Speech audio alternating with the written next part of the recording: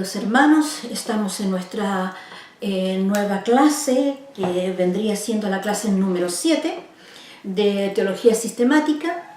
El estudio de la Teología Sistemática es un estudio paso a paso con respecto a las doctrinas que nosotros creemos de la palabra del Señor.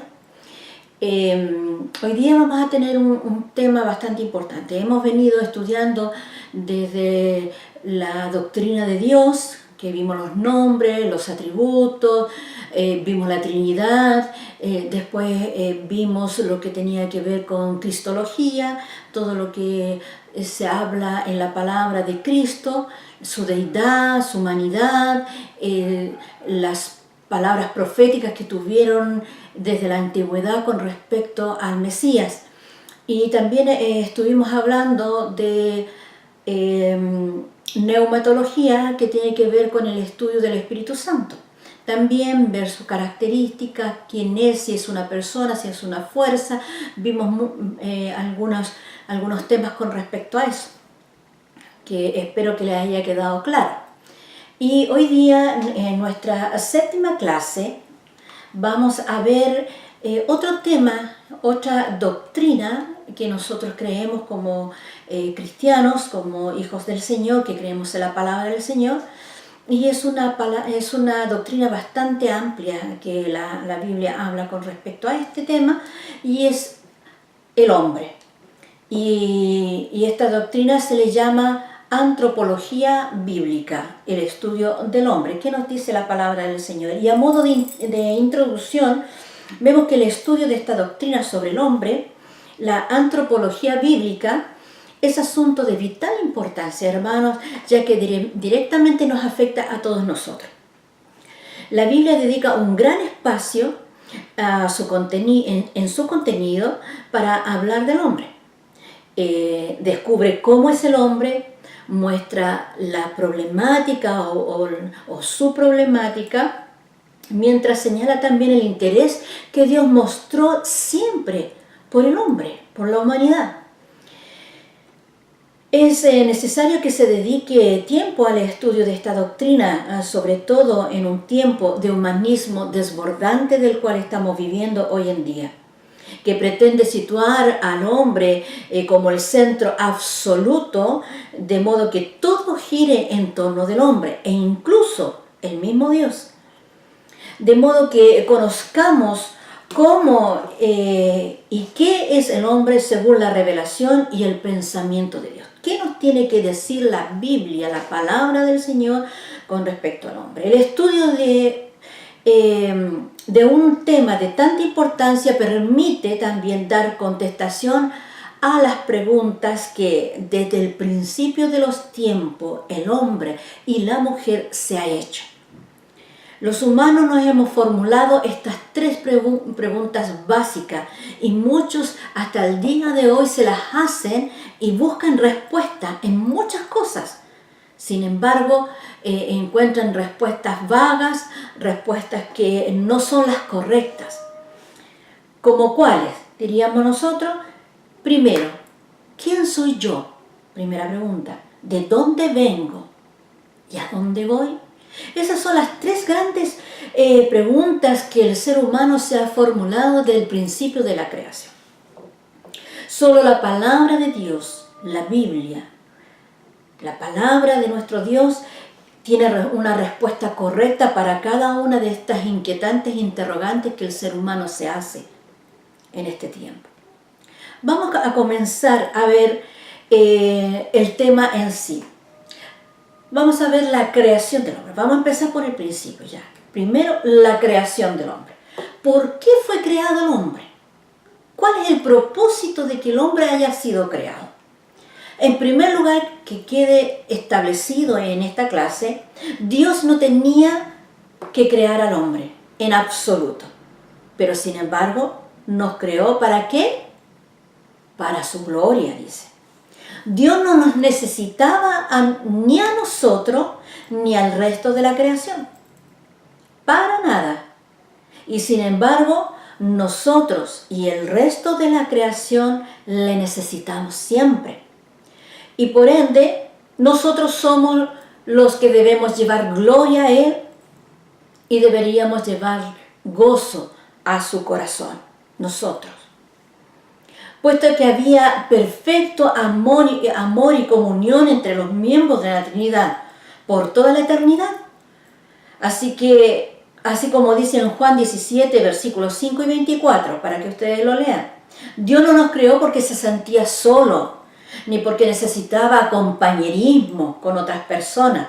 Dios no necesitaba por ninguna razón que nuestra mente pueda crear o imaginar.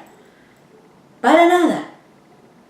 No obstante, Dios nos creó para su gloria.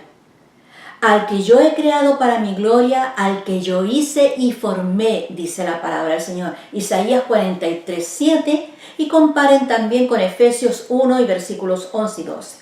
Por consiguiente, debemos hacer todo para la gloria del Señor. O sea, el objeto de que el hombre haya sido creado, la creación completa haya sido creada, es para que nosotros llevemos gloria al Señor, que nosotros le glorifiquemos.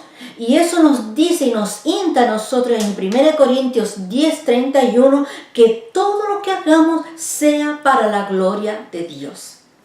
Este hecho garantiza que nuestras vidas sean significativas. Tenemos un propósito, tenemos algo por qué vivir, algo que nos llena, un propósito, una meta que seguir, un camino que seguir.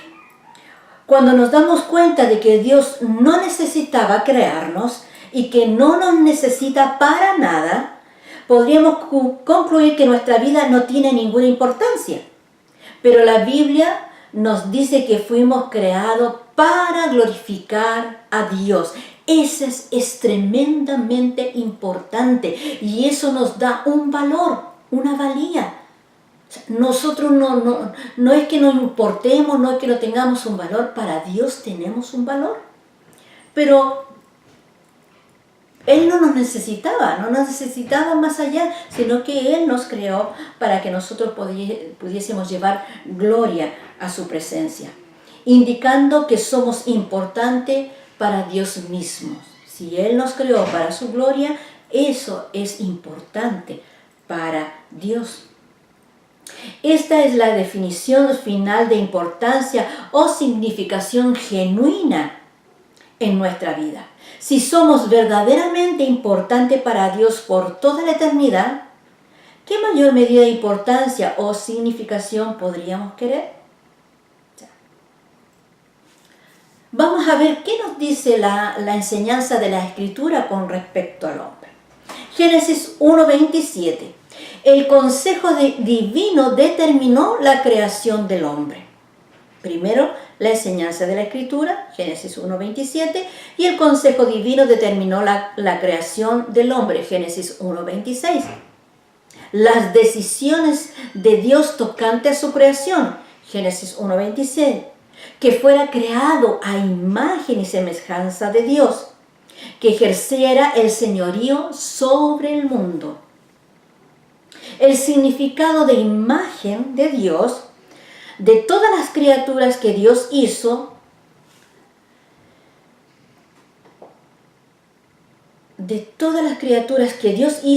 de solo una, que es el hombre, se dice que fue hecho a imagen de Dios. ¿Qué significa esto?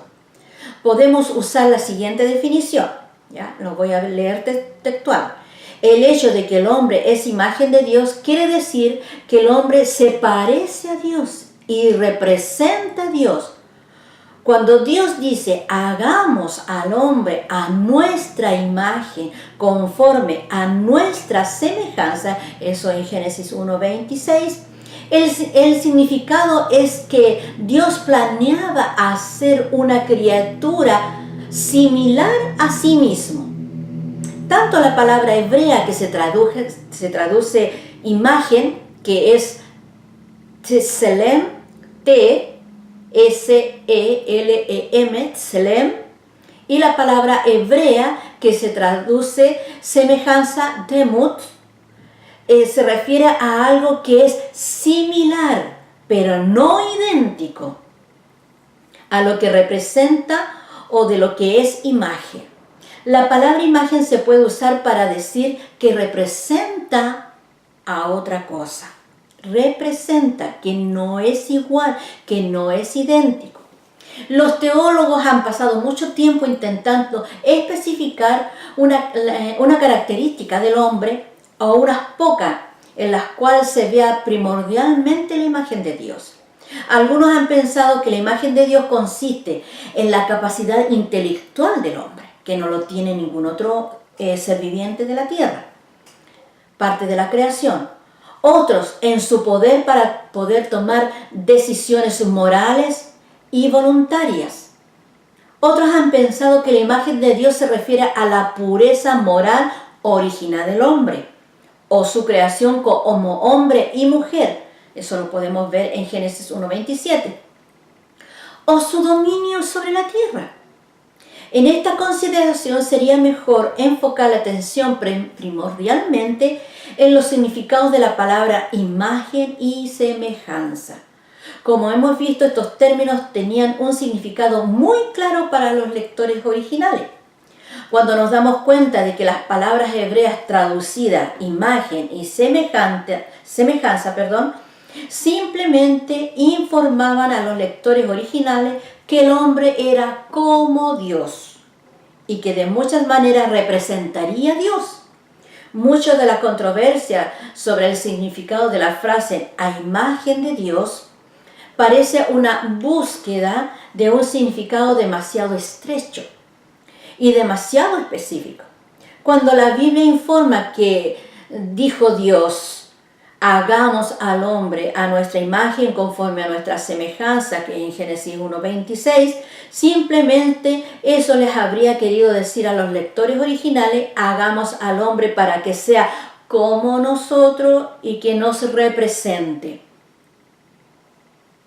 Debido a que imagen y semejanza tenían estos significados, la Biblia no necesita decir algo como el hecho de que el hombre es a imagen de Dios quiere decir que el hombre es como Dios de las siguientes maneras: capacidad intelectual, pureza moral, naturaleza espiritual, dominio sobre la tierra, creatividad, capacidad para tomar decisiones éticas e inmortalidad o alguna afirmación similar.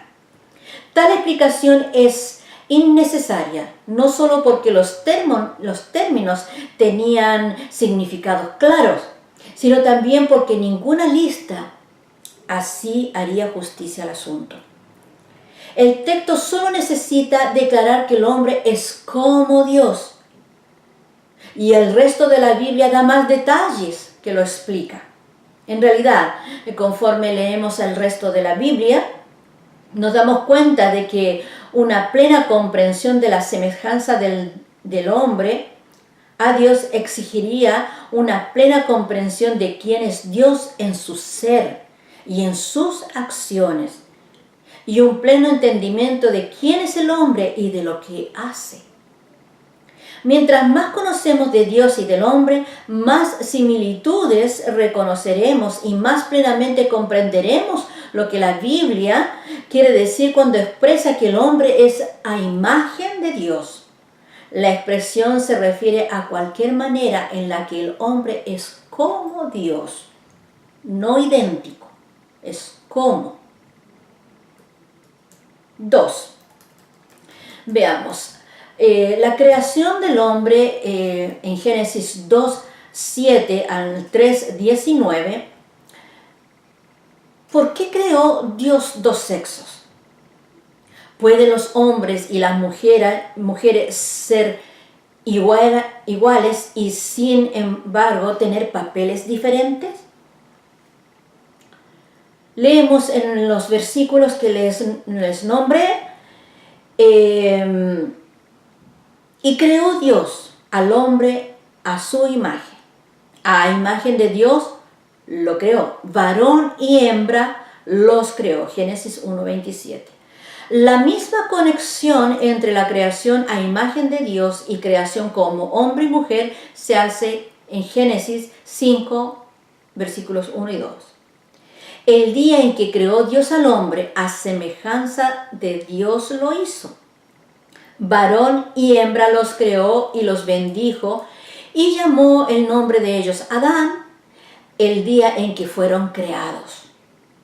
Aunque la creación del hombre como varón y mujer no es la única manera en que somos a imagen de Dios, es un aspecto significativo de nuestra creación a imagen de Dios. Y por eso la Biblia lo menciona en el mismo versículo en que describe la creación inicial del hombre de parte de Dios.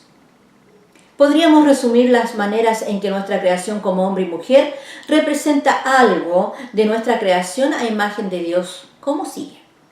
La creación del hombre como varón y mujer muestra la imagen de Dios en 1. Relaciones interpersonales armoniosas. 2. Igualdad en personalidad e importancia. Y 3. Diferencia en función y autoridad. El propósito divino es crear el hombre y la mujer. Génesis 1, 27. Comienza la creación por el varón de la especie. La parte orgánica es tomada de las sustancias que había en la tierra ya creada. Génesis 2:7. La parte espiritual es comunicada directamente por medio del soplo divino de Dios. Génesis 2:7. La creación de la mujer, sin embargo, en Génesis 2:18 y del 20 al 25, nótese la observación de Dios sobre la soledad del hombre y su estado imperfecto. Génesis 2:18 contrasta él que dice no es bueno con él bueno en gran manera cuando el Señor hizo toda la creación, cuando hizo los árboles, las bestias, Él separó las tinieblas de la luz, hizo el día, la noche, las estrellas, las constelaciones, todo eso. Cada vez que terminaba un periodo de creación decía que era bueno en gran manera. Pero sin embargo, en este versículo dice, no es bueno. ¿Qué no era bueno? ¿Qué no era bueno? Que el hombre estuviese solo. Dice que es tomada de la creación humana ya existente. Génesis 2:21. ¿Quién es tomada de la creación humana ya existente? La mujer. Hay un gran simbolismo que señala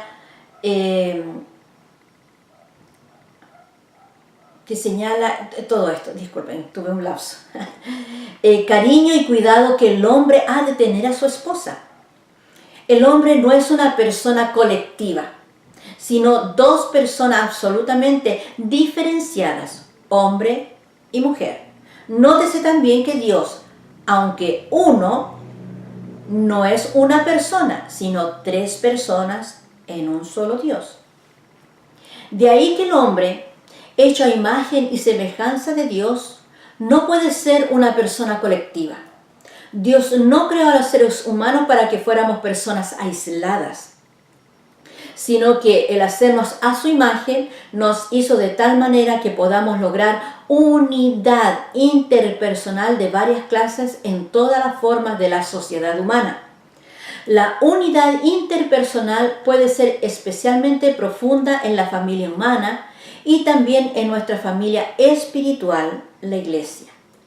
Entre hombres y mujeres, la unidad interpersonal viene en su expresión más completa en esta edad presente.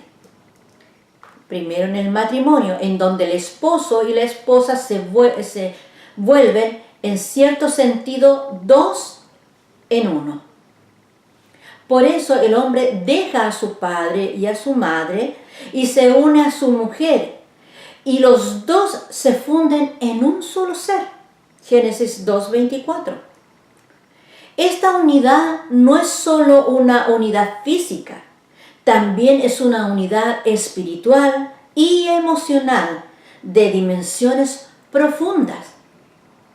Cuando nos unimos a nuestro esposo o el esposo a la esposa es una unidad no tan solo física, sino espiritual y emocional profunda, que es bueno que podamos entenderlo.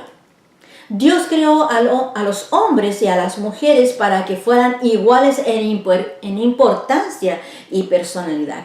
Cada uno de ellos es importante. Tanto el hombre como la mujer tienen personalidad e importancias iguales. Los hombres y las mujeres están hechos por igual a imagen de Dios. Y ambos reflejan en su vida el carácter de Dios. Pero si fuimos hechos por igual a imagen de Dios, podemos decir con certeza que los hombres y las mujeres son igualmente importantes para Dios, igualmente valiosos para Él. Tenemos igual valía ante Él por toda la eternidad. Porque así como la mujer procede del hombre, también el hombre nace de la mujer. Eso lo vemos en 1 Corintios capítulo 11, versículos 11 al 12. Tanto hombres como mujeres son igualmente importantes. Ambos dependen del otro. Ambos son dignos de honor. La igualdad en personalidad con que fueron creados los hombres y las mujeres se enfatiza de una nueva manera en la iglesia del Nuevo Pacto. La verdadera dignidad del hecho de ser hombre o mujer se puede captar completamente solo en obediencia a la sabiduría redentora de Dios que se halla en su palabra, la Biblia. Vamos a ver qué pasó con el hombre, la caída. ¿Qué pasó con esta imagen que traía de Dios, la semejanza que traía de Dios? ¿Qué pasó con esto? Vamos a ver esta caída. La imagen de Dios queda entonces distorsionada, pero no se pierde. Podríamos preguntarnos si todavía se podría pensar que el hombre sigue siendo como Dios después que pecó. Esta pregunta queda contestada muy temprano en el Génesis, en donde Dios le da a Noé la autoridad para establecer la pena de muerte por el asesinato entre seres humanos, poco después del diluvio. Si alguien derrama la sangre de un ser humano, otro ser humano derramará la suya, porque el ser humano ha sido criado a imagen de Dios mismo. Génesis capítulo 9, versículo 6. Aunque las personas son pecadoras, todavía queda en ellos tanta semejanza a Dios que asesinar a otra persona, derramar sangre, es una expresión del Antiguo Testamento que denota quitarle la vida a un ser humano, es atacar la parte de la creación que más se parece a Dios y manifiesta un intento o deseo, si uno pudiera, de atacar a Dios mismo. El hombre sigue siendo a imagen de Dios. El Nuevo Testamento da confirmación a esto cuando en Santiago capítulo 3 versículo 9 dice que los hombres en general, y no solo los creyentes, fueron hechos a la semejanza de Dios. Aquí cuando habla de hombre estamos generalizando. Hombres y mujeres, creyentes y no creyentes, ¿ya? Su pureza moral se ha perdido y su carácter de pecado ciertamente no refleja la santidad de Dios. Su intelecto se ha corrompido con falsedades y los malos entendidos. Su habla ya no glorifica continuamente a Dios. Si no vemos cuál es el vocabulario que hoy mayoritariamente se expresa a la gente que no conoce al Señor. Es tremendamente insulta a la gente, degrada. Las palabras soeces están a flor de piel, todo es insulto. No refleja santidad. ¿Qué otra cosa más? Dice que su pureza moral se ha perdido y su carácter de pecado ciertamente no refleja la santidad de Dios. Su intelecto se ha corrompido con falsedades y los malos entendidos. Su habla ya no glorifica continuamente a Dios. Sus relaciones a menudo son gobernadas por el egoísmo antes que por el amor. ¿No le parece a usted que es muy común, es de lo que se está viviendo hoy en día en nuestra sociedad? Aunque el hombre sigue siendo a imagen de Dios, en todos los aspectos de la vida, alguna parte de esa imagen han quedado distorsionadas o se han perdido por completo. En resumen, Dios hizo al hombre recto, pero ellos buscaron muchas perversiones. Eclesiastés 7:29. Aún después de la caída somos a imagen de Dios. Todavía somos como Dios y todavía representamos a Dios, pero la imagen de Dios en nosotros ya está distorsionada por el pecado. Somos menos como Dios que lo que fuimos antes de la entrada del pecado. Por consiguiente, es importante que comprendamos el pleno significado de imagen de Dios, no simplemente desde la observación de los seres humanos del presente, sino a partir de las indicaciones bíblicas de la naturaleza de Adán y Eva, cuando Dios los creó y cuando todo lo que Dios había hecho era muy bueno. Génesis 1:31. No era tan solo bueno, sino era muy bueno o en grande manera bueno. La plena medida de la excelencia de nuestra humanidad no se verá de nuevo en la vida en la tierra, sino cuando Cristo vuelva y hayamos obtenido todos los beneficios de la salvación que Él ganó para nosotros. Es ahí cuando nosotros ya vamos a alcanzar la plenitud de la imagen y la semejanza en nuestras vidas. Vamos a ver un tercer punto con respecto a lo que estamos viendo, el estudio del hombre. Teorías falsas sobre el origen del hombre. Yo creo que inmediatamente a ustedes se les vienen a la mente una de las teorías falsas con respecto al origen del hombre. Y es el evolucionismo. Es una teoría científica, pero teoría, al final y al cabo, ninguna todavía ciencia ha confirmado esto para que deje de ser teoría. Hasta el día de hoy sigue siendo teoría, por cuanto no ha podido ser probada. Por ello mismo decimos que es una teoría, que pretende explicar el origen de la vida en general y particularmente del hombre. No tanto de los animales, es como una consecuencia, como un goteo, sino que quieren ir al hombre, como una lenta y progresiva evolución desde la materia inorgánica a la orgánica, y de los antropoides al hombre. Esta teoría no ha podido ser probada, permaneciendo científicamente como una hipótesis más, como cualquier otra que ha tratado de ver de dónde sale el hombre, del origen de él, ha quedado nada más que en una teoría, en una hipótesis sin ser probado.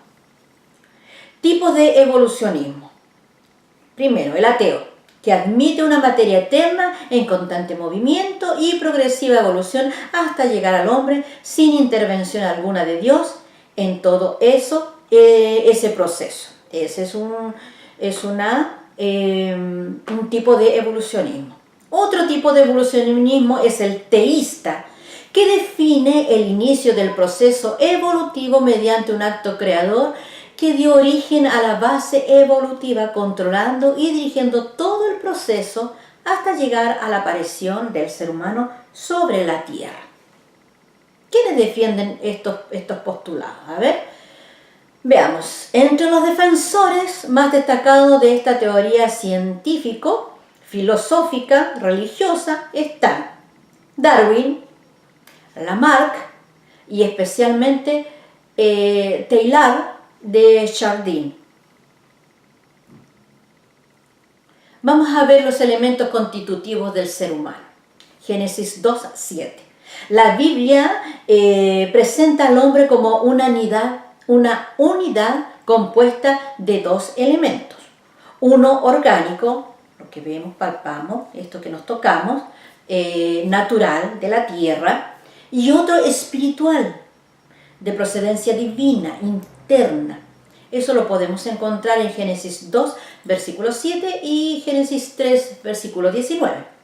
Las diferencias entre la parte animal y la espiritual son enseñadas constantemente en la Escritura. No es un tema así nomás pasado por encimita, sino que tenemos muchos textos bíblicos con respecto a esto. Y se los voy a nombrar para que ustedes los estudien. 1 Corintios 5:3, 1 Corintios 6:20, Primera de Tesalonicenses 5:23, Santiago 2:26, Mateo 10:28, Hechos 2:31 y Primera de Pedro 2:11. En ocasiones son atribuidas al alma y al espíritu las mismas funciones.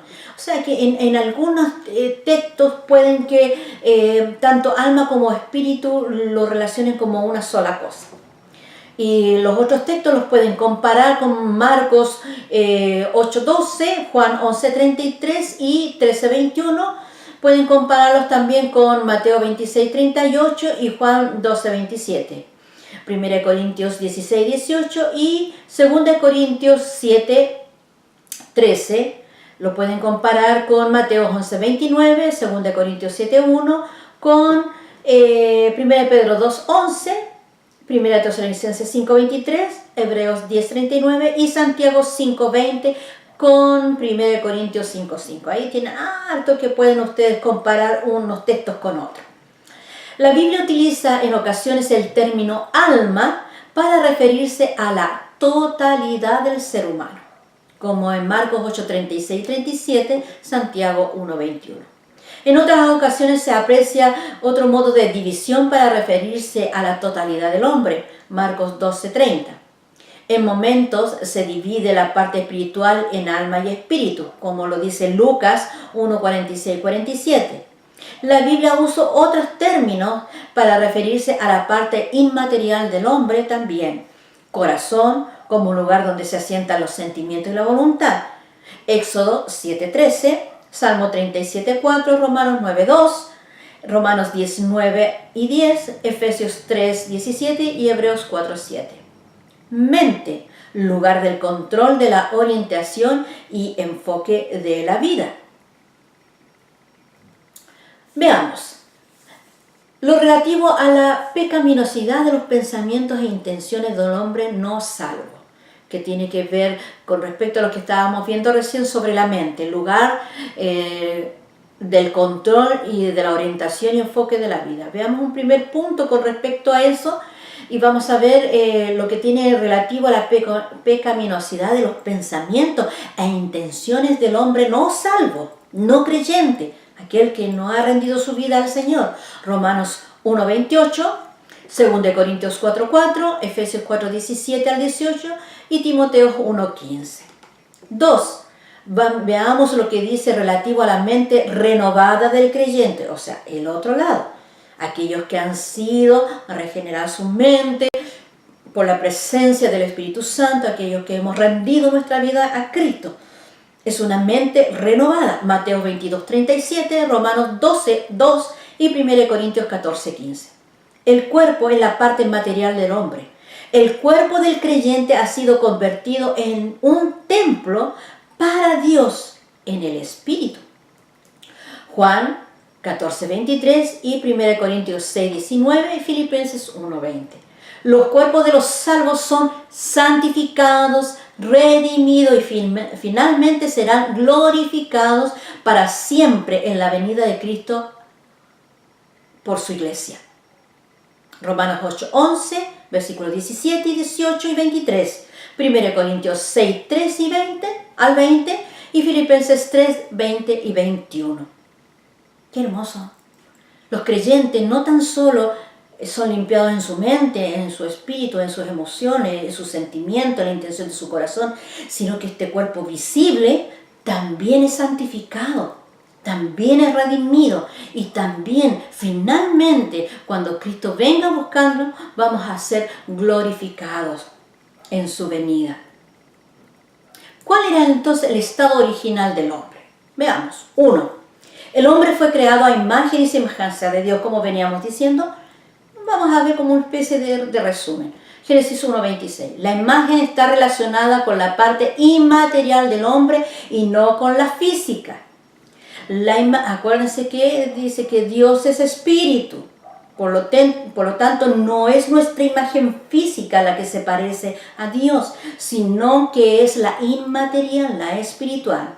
La imagen tiene que ver con el aspecto moral del hombre. Jesús es la imagen de Dios, 2 Corintios 4:4.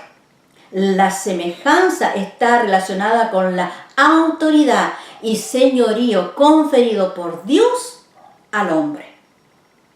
Dios lo puso en el huerto de Edén con un propósito, para que labrara la tierra, para que le pusiera los nombres a los animales, a las plantas, y se enseñoreara de toda la creación.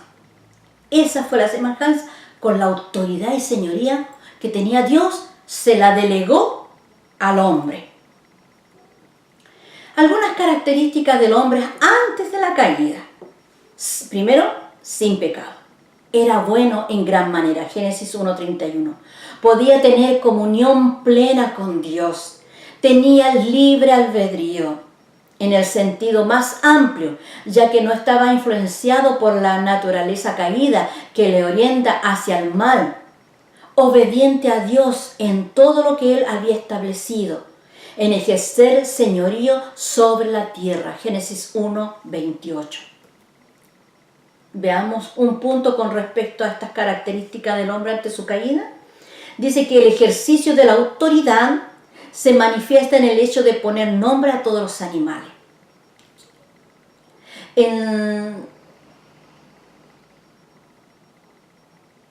A todos los animales, también en su comida, sujetándose a la autoridad de Dios, en el trabajo, en la obediencia, no comiendo lo que Dios había prohibido.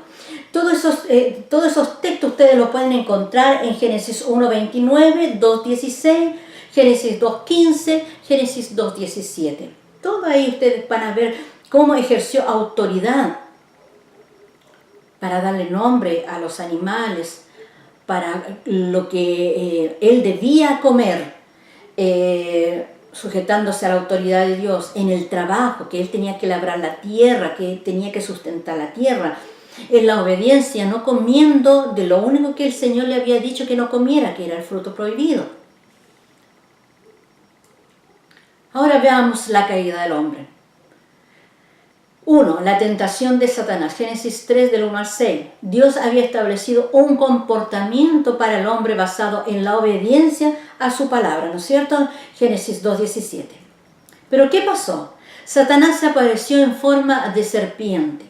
La serpiente representa entonces al orden de los animales del campo, Génesis 3:1. Era un animal hermoso y atractivo. El primer intento de Satanás fue poner en duda el propósito de Dios y hacerle aparecer como un tirano que reduce la libertad del hombre. Génesis 3:1. Una pregunta sutil. Génesis 3:1. ¿Con qué Dios te dijo? Una acusación sutil. Génesis 3:4 al 5. Dios es egoísta, ya que quiere ser Él el único que puede ejercer autoridad. Dios sabe que si coméis de ese fruto llegaréis a estar en igual con Él, sin necesidad de obedecerle. Dios quiere mantenernos en la oscuridad para que no conozcáis lo que puede haceros libre. Génesis 3:5. Esa fue la intención de Satanás. Por tanto, Dios no es digno de crédito, es un mentiroso. Él es un mentiroso, te está engañando, te está haciendo cuento. Génesis 3:4. Un deseo impío se creó en el corazón. Génesis 3:6. La mujer quiso elevarse de su posición a un lugar más alto. La mujer quiso más alto. El mismo proceso que antes le ocurrió a Satanás. En Isaías 14:13 y 14, cuando dijo: subiré a lo alto y me sentaré en el trono y seré igual a Dios. Eso es lo que quería, ser más de lo que era. La mujer cayó en la tentación de querer ser más, no estar sujeta a la obediencia a Dios. Entonces, ¿cuáles han sido las consecuencias inmediatas de esta caída? Primero el hombre cayó bajo el dominio de la muerte espiritual y física. Génesis 2:17, Efesios 2:1 al 5. Un juicio especial vino sobre Eva y el resto de su descendencia femenina. Lo vemos en Génesis 3:16. Hubo una maldición sobre Adán que convierte en dura la labor de encontrar el sustento cotidiano. Génesis 3:17 al 19. La condición pecadora es transmitida a toda la raza humana. Romanos 5:12 al 14. El hombre no se convierte en pecador cuando conscientemente practica el primer pecado en su vida, sino que ya nace en pecado, por lo que todos son pecadores. Los resultados que el pecado ocasiona en el hombre: primero, muerte física, que es la separación del alma y el cuerpo; muerte espiritual, que es el estado de separación entre el hombre y Dios a causa del pecado. Efesios 2:1, Efesios 4:18 y 19. Y la muerte segunda o muerte eterna, que es la definitiva y perpetua separación entre el hombre y Dios, cuando aquel muere físicamente sin haber sido salvo, sin haber entregado su vida a Cristo, sin haberle reconocido. Apocalipsis 2:11, Apocalipsis 20:6 y 14 y capítulo 21, versículo 8. ¿Cuál es la naturaleza esencial del hombre? Y ahí con esto ya vamos a ir terminando con respecto a lo que es el hombre en sí. La naturaleza esencial del hombre, hay tres cosas o pensamientos de los cuales el ser humano piensa que es la esencia del hombre. Primero está la tricotomía, después la dicotomía y el monismo. Y tiene que ver con una pregunta: ¿cuántas partes hay en el hombre? ¿Cuántas partes nos compone a la humanidad nuestra estructura? Todos concuerdan en que tenemos cuerpo físico, o sea, es lógico, es lo que vemos, lo que tocamos, lo que sentimos. Y la mayoría de las personas, lo mismo cristianos que no cristianos, perciben que también tenemos una parte inmaterial, o sea, un alma. Hay algo adentro que no es cuerpo, no es materia. Todos seres, tanto cristianos como no cristianos, creyentes o no creyentes, tienen esa sensación de cuerpo y alma, que seguirá viviendo después de que nuestro cuerpo muera. Pero allí termina el acuerdo. Algunos creen que en adición al cuerpo y al alma hay una tercera parte, un espíritu que se relaciona más directamente con Dios. El concepto de que el hombre está hecho de tres partes, cuerpo, alma y espíritu, se llama tricotomía. Aunque este ha sido el concepto común en la enseñanza bíblica evangélica popular, hay pocas, si acaso alguna, defensas eruditas de esto hoy. ¿Qué enseña este concepto? Según muchos tricotomistas, el alma del hombre incluye su intelecto, sus emociones y su voluntad.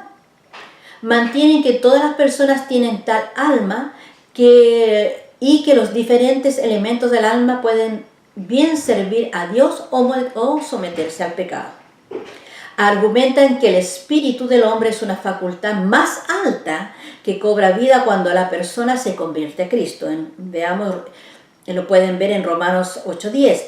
Pero si Cristo está en ustedes, el cuerpo está muerto a causa del pecado, pero el espíritu que está en ustedes es vida a causa de la justicia. El espíritu de la persona entonces sería esa parte que más directamente adora y ora a Dios. Pueden ver en Juan 4:24 y Filipenses 3:3. Veamos algo más de la visión tricótoma. En el Nuevo Testamento aparece una tricotomía en el creyente: espíritu, alma y cuerpo. Veamos a qué se refiere el cuerpo, que es la parte material del hombre, la morada terrestre, es el templo del Espíritu Santo, se relaciona con el mundo físico y material y se rige por las leyes naturales. Ese es el cuerpo, que vendría siendo entonces el alma. El alma sería la psique. Es la persona inmaterial y está compuesta por el intelecto, los afectos y la voluntad. Es valiosa para Dios. Es la que está entre el cuerpo y el espíritu. Vamos a ver qué es lo que es el espíritu ahora. Aparece en directa relación con el Espíritu Santo. Es inmaterial, permite la comunión con Dios y tiene relación con los pensamientos y la mente del hombre. Veamos de qué se trata el dualismo o dicotomía. Este criterio enseña que el espíritu no es una parte separada del hombre, sino simplemente otro término que se aplica al alma, y que ambos términos se usan intercambiablemente en la Biblia para hablar de la parte inmaterial del hombre, la parte que sigue viviendo después que nuestro cuerpo muere. Por consiguiente, el hombre está hecho de dos partes, cuerpo y alma o espíritu. Los que tienen este criterio a menudo concuerdan en que la Biblia usa la palabra espíritu, en hebreo ruach y en griego pneuma, más frecuentemente al referirse a nuestra relación con Dios. Pero tal uso, dicen, no es uniforme. Y la palabra alma también se usa en todas las formas en que se puede usar espíritu. Sin embargo, muchos se aferran a alguna especie de dicotomía. También afirman que la Biblia más a menudo ve al hombre como una unidad y que hay mucha interacción entre nuestras partes material e inmaterial. Veamos la visión dualista, como es lo que es el alma y el cuerpo. El alma es sustancia inmaterial, según los dualistas. El alma no es por sí misma, se ubica entre el cuerpo y el espíritu. Para Platón el alma, espíritu puro y era preexistente. Descartes, el cuerpo y el espíritu son el hombre, cuerpo, materia y espíritu, pensamiento. ¿Qué es lo que es el cuerpo? Componente material del hombre, el cuerpo y el alma están relacionados como un todo. El cuerpo no es por sí mismo. El cuerpo material está conectado a este mundo material. Eso es lo que dicen los dualistas. Fuera del campo del pensamiento evangélico hallamos otro concepto, el de que el hombre no puede existir aparte de un cuerpo físico y que por consiguiente el alma no puede existir después del cuerpo muere. Aunque este concepto puede permitir la resurrección de las personas completa en algún tiempo futuro. El concepto de que el hombre es solo un elemento y que su cuerpo es la persona se llama monismo. Según el monismo, los términos bíblicos alma y espíritu son simplemente otras formas de referirse a la persona o a la vida de la persona. Este concepto no ha sido adoptado por los teólogos evangélicos en general, porque muchos pasajes bíblicos claramente parecen afirmar que nuestra alma o espíritu sigue vivo después de que nuestro cuerpo muere. Veamos Génesis 35:18, Salmo 31:5, Lucas 23:43 y 46, Hechos 7:59, Filipenses 1:23-24 y 2 Corintios 5:8, Hebreos 12:23, Apocalipsis 6:9-24 y el capítulo 25 sobre el estado intermedio. Veamos un poco más de la visión monofisista. La característica mono es igual a 1. Es una unidad que contiene 3 componentes fusionados. A, cuerpo, componente material. B, alma, componente inmaterial. C, espíritu, parte inmaterial. Ser humano es un todo, una unidad. Eso es lo que dice el monismo o la visión monofisista. La parte del cuerpo, que ellos dicen que el cuerpo, cada órgano y miembro del cuerpo expresa el ser. Es el componente material y las expresiones corporales y acciones. Son la expresión visible del alma a los órganos. Del alma a los órganos les atribuían ciertas funciones y facultades morales. Para el monofisista, ¿qué es el espíritu? Se fusionaba con el alma. Se usaba indistintivamente un término u otro. El espíritu tenía atributos. Era la fuerza que impulsaba al alma. Estaba relacionada con el pensamiento. ¿Y qué es lo que es el alma? Que es un componente inmaterial de orden espiritual, no era visible, sino solo a través de las acciones del cuerpo. Una acción, gesto, expresión corporal, no era sino su alma haciéndose visible. El alma era la persona entera. ¿Cómo podemos aplicar todas estas enseñanzas a nuestra vida personal? Vemos algunas cositas por las cuales el Señor también nos puede hablar y podemos aplicar toda esta enseñanza. Primero, el hombre es un ser creado a imagen y semejanza de Dios, siendo el propósito del Creador que le obedeciera y mantuviera comunión con Él. A consecuencia del pecado, esta comunión fue interrumpida y el hombre destituido de su presencia. Segundo, la obra de gracia alcanza al pecador en su miseria, lo salva y transforma por el Espíritu Santo, cambiándolo en una nueva creación de Dios. 2 Corintios 5:17. 3. Todo creyente es ahora un hombre nuevo y por tanto tiene el deber de buscar las cosas de arriba y vivir de acuerdo con la voluntad de Dios para su vida, testificando de Él y obedeciéndole en todo. Colosenses 3, 1 al 17. 4. El creyente debe separarse del pecado y de las esferas en donde se manifiesta si quiere vivir en comunión con Dios y recibir sus bendiciones. 2 Corintios 6, 14 al 7, 1. 5. El creyente debe ser santo. 1 Pedro 1, 14 al 15. Ha sido importante ver nuestra naturaleza, cómo éramos, cuáles fueron las consecuencias de nuestra caída hasta el día de hoy y que tenemos también una oportunidad en Cristo. Que el Señor les bendiga. Dentro ya de la próxima semana le estaré enviando el cuestionario. De la misma forma como lo han hecho, les felicito, han tenido muy buenas notas. Sí traten de cumplir el tiempo pactado para que puedan responder, porque es bueno también evaluar la responsabilidad con respecto a la entrega de los cuestionarios. Que el Señor les bendiga, nos vemos en la próxima clase. Amén.